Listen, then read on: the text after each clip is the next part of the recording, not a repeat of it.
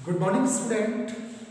Class 10 विषय हिंदी साहित्य पाठ्य पुस्तक कृतिका भाग 2 और चैप्टर जो है आपका थर्ड चैप्टर है।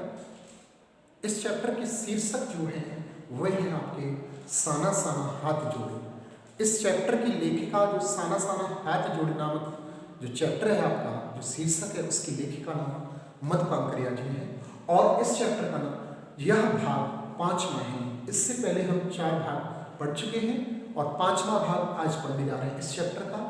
जैसा कि विदित है, जैसा कि आपको पता है कि यह चैप्टर संपूर्ण चैप्टर यह उस सौंदर्य और उस सौंदर्यता से परिपूर्ण जो प्राकृतिक स्थल है, जो प्रकृति के स्थल हैं, स्थान हैं और जो हमारी प्रकृति की सुंदरता है और वह सुंदरता सिक्किम शहर के गंगटोक शहर से प्रारंभ होती है और कटाऊ तक जाती है।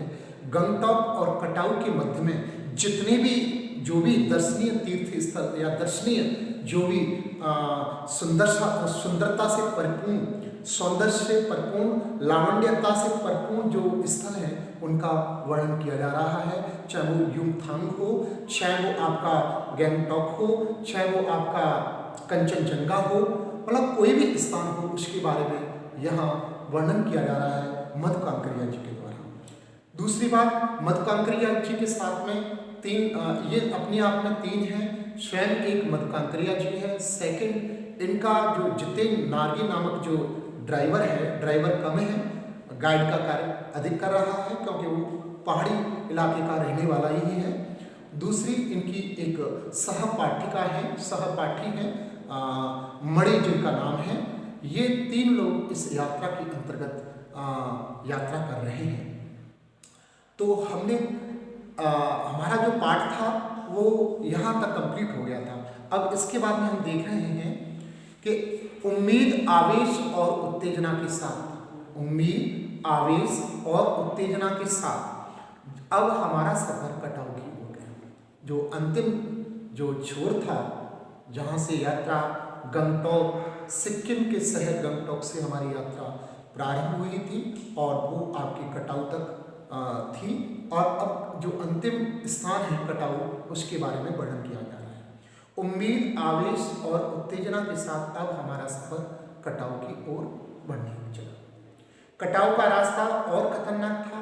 कटाऊ का जो रास्ता था बहुत खतरनाक था, डिफिकल्ट था और उस पर धुंध और बारिश, खतरनाक होते हुए भी झमाझम बारिश का हो जाना और वातावरण का धुंध से वह वातावरण ढक जाना।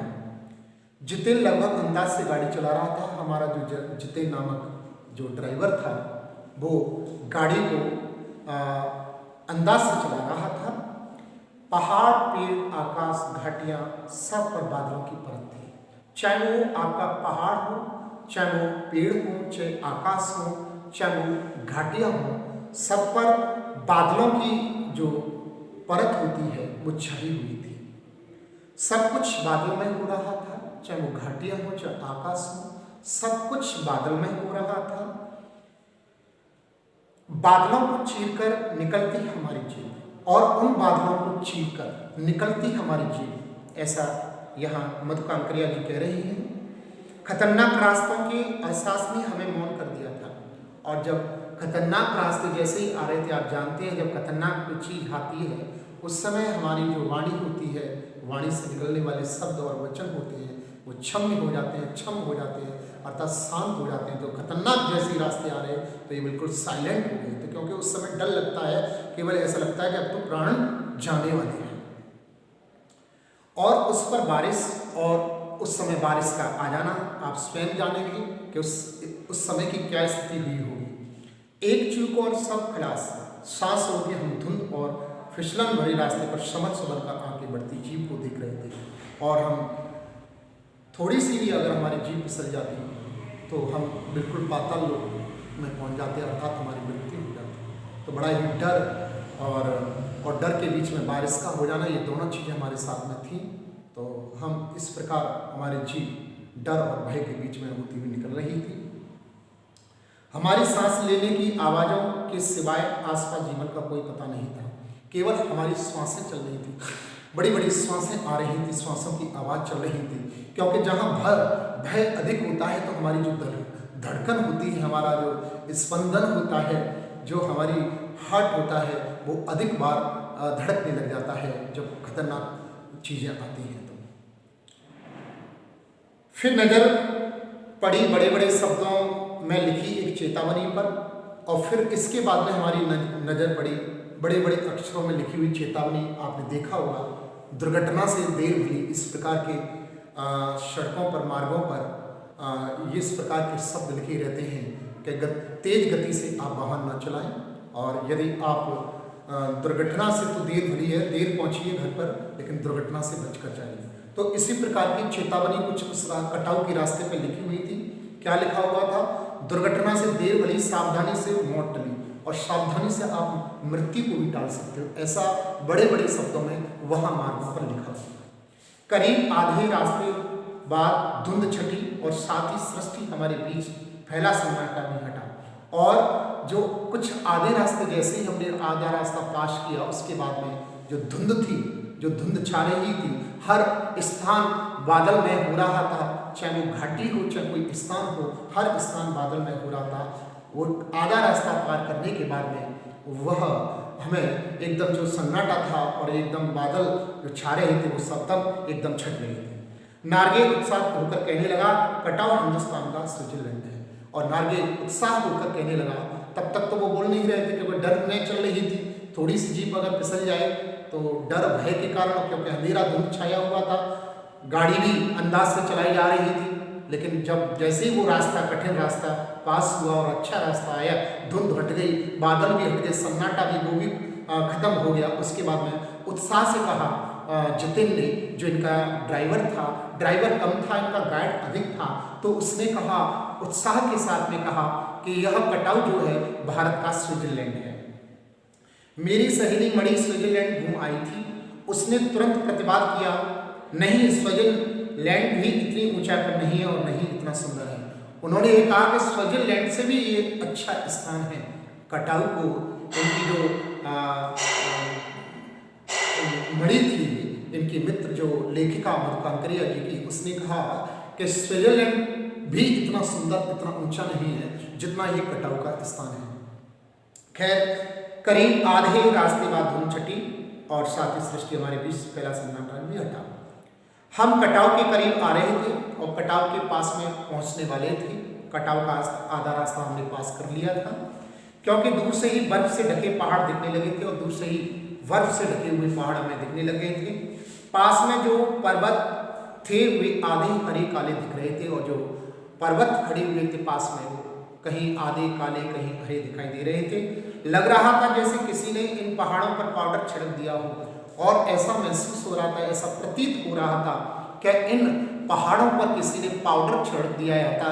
हरे रंग का पाउडर और काले रंग का पाउडर इन पर छिड़क दिया है और इनको काला और हरा बना दिया गया है। कहीं पाउडर बची रह गई हो और कहीं वह धूप में बह गई हो। नार्गे ने उत्तेज होकर कहा, देखिए एकदम ताजा बर्फ है, लगता है रात में गिरी यह बर्फ है। थोड़े और आगे बढ़ने पर अब हमें पूरी तरह बर्फ से ढके पहाड़ दिख रहे थे, साबुन के झाग की तरह सब ओर गिरी हुई बर्फ। मैं जीप की खिड़की से मुंडी निकाल कर दूर दूर तक देख रही थी चांदी से चमकते पहाड़, और ऐसा मधुकांकरिया जी कह रही है, मैं दूर दूर तक चांदी की तरह, चांदी के चकाचौंध की तरह, चांदी के चमक की तरह वहाँ मतलब पहाड़ दिखाई दे रहे थे। मैं काफ़ी उनको देखकर प्रफुल्लित और प्रसन्नचित हो रही थी। एकाएक जितेन ने इससे पूछा, कैसा लग रहा है? मैंने जवाब दिया, राम रोचो। राम रोचो का मतलब होता है नेपाली भाषा में राम लाई कहते हैं, मैं ठीक हूँ, अच्छा लग रहा है मुझे। तपाई वस्तु छ कहते हैं, आप कैसे हो? मैं रामरो, अर्थात मैं अच्छा हूँ। ये जो कहा राम रोचो का अर्थ होता है अच्छा लग रहा है। हिंदी भाषा में कहते हैं गुड, और इंग्लिश भाषा, अंग्रेजी भाषा में कहते हैं गुड, और हिंदी में उसी को कहते हैं अच्छा लग रहा है। बट नेपाली भाषा में उसी को कहते हैं राम रोचो, राम अच्छा लग रहा है। वह उछल पड़ा, अरे यह नेपाली बोली कहाँ से सीखी? और जो जितेन इनका ड्राइवर था, जो ड्राइवर कम था, गाइड अधिक था, वह एकदम उछल पड़ा, जंप करने लगा, अरे ये हमारी जो लेखिका हैं, हमारे साथ में जो मधुकांकरिया जी जो हैं, ये मतलब कैसे जानती हैं नेपाली भाषा, इन्होंने कैसे सीख ली? अपनी भाषा के गर्व से उसकी आंखें चमक उठी, और क्योंकि वो भी वहीं के रहने वाले थे, तो अपनी भाषा को जब देखा, जितेंद्र नार्गे ड्राइवर जो था वह काफ़ी प्रसन्नचित्त हो गया कि इन्होंने मेरी मातृभाषा को सीख लिया। और तभी किसी चमत्कार की तरह हल्की हल्की बर्फ एकदम महीन महीन मोती की तरह गिरने लगी थी, और तभी देखा किसी चमत्कार की तरह छोटी छोटी बर्फ की पानी बूंदें ओलों की तरह बराबर छोटे छोटे बर्फ की टुकड़े टाइप के वो गिरने लगे। तिब्रो माया सेदे मलाई सताउच, तुम्हारा प्यार मुझे सदैव रुलाता है। चाहों और विक्री और बर्फीली सुंदरता जितेंद्र के मन पर भी थाप लगाने लगी थी। प्रेम की झील में तैरते हुए झूम झूम गाने लगा था वह। हम सभी सैलानी अब जीप से उतरकर बर्फ पर कूदने लगे थे।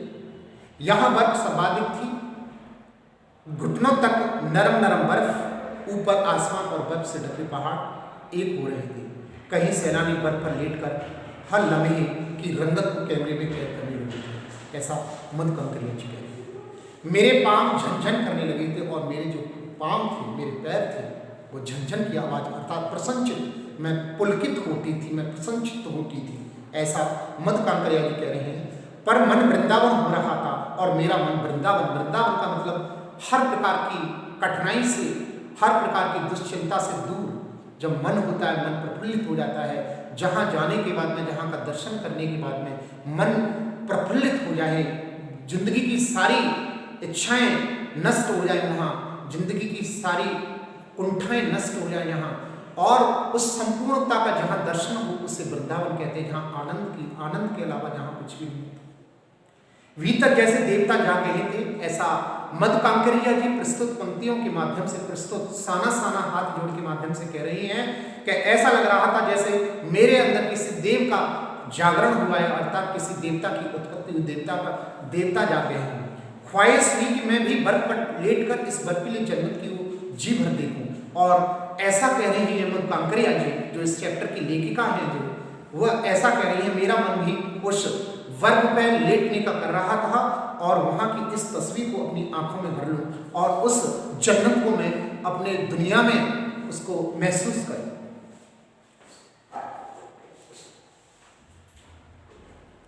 पर मेरे पास बर्फ पर पहनने वाले लंबे लंबे जूते नहीं थे, जैसा कि बताते हैं कि बर्फ पर चलने के लिए जो शूज होते हैं, जो जूते होते हैं, वो उस तरीके के होते हैं कि उन पर फिसला न जाए। उन ऐसे जूते पहने जाते हैं जिन जूतों को पहनकर फिसल नहीं सकते हैं। इस प्रकार के जूते मेरे पास नहीं थे, ये मधुकांकरिया जी कह रही हैं।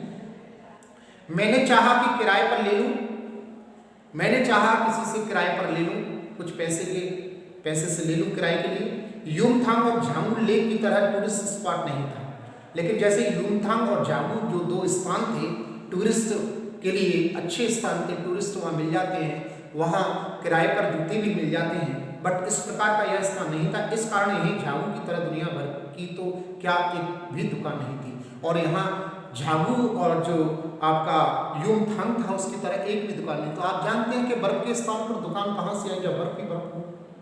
खैर, दनादन फोटो खिंचवाने की बजाय मैं उसे सारे परिदृश्य को अपने भीतर लगा कर खींच रही थी, और दनादन फोटो खिंचवाने की अपेक्षा में उस सारे परिदृश्य को, सौंदर्यपन को मैं देख रही थी और अपने भीतर लगातार खींच जा रही थी, जिससे महानगर के डार्क रूम में इसे फिर देख सकूं, और जिससे महानगर के डार्क रूम में मैं इसे फिर से दोबारा ऐसे देख सकूं।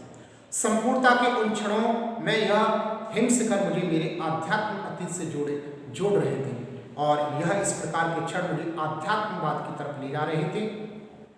शायद ऐसी ही विभोर कर देने वाली दिव्यता के बीच हमारे ऋषि मुनियों ने वेदों की रचना की होगी, जीवन सत्यों को खोजा होगा, सर्वे भवन्तु सुखिनः का महामंत्र पाया होगा, और इस प्रकार कह रहे हैं, इस प्रकार का इन सारी चीज़ों को देखकर अपने आप को संत मुनियों ने धन्य समझा होगा, और सर्वे भवन्तु सुखिनः सर्वे सन्तु निरामया सर्वे भद्राणि पश्यन्तु मा कश्चित् दुःखभाग् भवेत्, इस प्रकार की भावना उनके अंदर जागृत हुई होगी। अंतिम संपूर्णता का प्रतीक वह सौंदर्य ऐसा कि बड़ा से बड़ा अपराधी भी इसे देख ले तो क्षणों के लिए सही करुणा का अवतार बुद्ध बन जाएगा, और इस प्रकार करुणा से भरा हुआ वह स्थान, दयालुता से भरा हुआ वह स्थान कि इसको अपराधी भी, बड़े से बड़ा कोई अपराधी देख ले तो वो उस समय के लिए, कुछ समय के लिए उस अपराध को करना भूल जाएगा, अपने अपराध को भूलकर उसके अंदर भी करुणा जागृत होती होगी। क्योंकि हमें हमारा डिपेंड करता है, हमारी जिंदगी बनती है जो, वह वातावरण पर डिपेंड होती है। जिस प्रकार का वातावरण होता है उस प्रकार की हमारी जिंदगी बन जाती है, उस प्रकार के विचार हमारे बन जाते हैं। तभी तो कहते हैं कि हमारा जो वातावरण होना चाहिए वो अच्छा होना चाहिए, हमारी संगति जो है वो अच्छी होनी चाहिए, क्योंकि अच्छे लोगों के साथ में रहने से, अच्छे वातावरण में रहने से हमारी जिंदगी भी अच्छी बन जाती है। तो इस प्रकार के जो तीर्थ स्थान में, तभी मैं कह रहा हूँ कि जो संत मुनि होते थे, जो जंगलों में और जो अच्छे अच्छे सुंदर जो नदियाँ थी उनके किनारों पर उनके पास में इसलिए रहा करते थे क्योंकि उनकी जिंदगी उसको देखकर, उस सुंदरता को देखकर, उस पवित्र तीर्थ स्थल को देखकर उनके मन में एक आध्यात्मवाद की एक उपज पैदा हो जाती थी। अंतिम संपूर्णता का प्रतीक वह सुंदर ऐसा कि बड़ा से बड़ा अपराधी भी इस देख ले तो क्षणों के लिए सही करुणा का अवतार बुद्ध बन जाए। और तभी दिमाग में कौन रहा कि मिल्टन ने ईव की सुंदरता का वर्णन करते हुए लिखा था कि शैतान भी उसे देखकर ठगा सा रह जाता था और दूसरों का अमंगल करने की वृत्ति भूल जाता था। मैंने मणि से पूछा क्या उसने पढ़ी है मिल्टन की वह कविता, और मैंने मणि से पूछा कि क्या आपने मिल्टन की कविता पढ़ी है, पर मणि उस समय किसी दूसरे के सवाल से जूझ रही थी। वह एक दार्शनिकों की तरह कहने लगी ये हिमशकर जल स्तंभ है, और एकाएक कहने लगी ये हिमशिखर जो है वो जल के स्तंभ हैं, जल के खंभे हैं पूरे एशिया के। देखो प्रकृति भी किस नायाब ढंग से सारा इंतजाम करती है। और देख लीजिए प्रकृति को एक यहाँ एक स्त्री के रूप में अवतरित किया गया है। सर्दियों में बर्फ के रूप में जल संग्रह कर लेती है और गर्मियों में पानी के लिए जब त्राई मचती है तो ये ही बर्फ सिलाए पिघल जलधारा बन हमारे सूखे कंडों को तरावट पहुंचाती है। कितनी अद्भुत व्यवस्था जल संचय की। और कहा उसने कि देखिए कितनी प्रकृति का कितना बहुत ही अद्भुत खेल है कि जो पानी होता है वो सर्दियों में उस पानी को जमा कर बर्फ की तरह उससे सजो कर रखती है। जैसे ही गर्मी आती है, गर्मी के आने पर लोगों के जो कंठ होते हैं वो उत्कंठित होते हैं पानी पीने के लिए। पशु पक्षी जानवर उत्कंठित रहते हैं। यहाँ तक हमारी पृथ्वी पर जो फसलें उगती हैं वह भी उस पानी के लिए उत्कंठित रहती हैं गर्मी के दिनों में। और यह प्रकृति जो होती है वह प्रकृति उस बर्फ को पिघलाकर पानी के रूप में और बारिश कर देती है।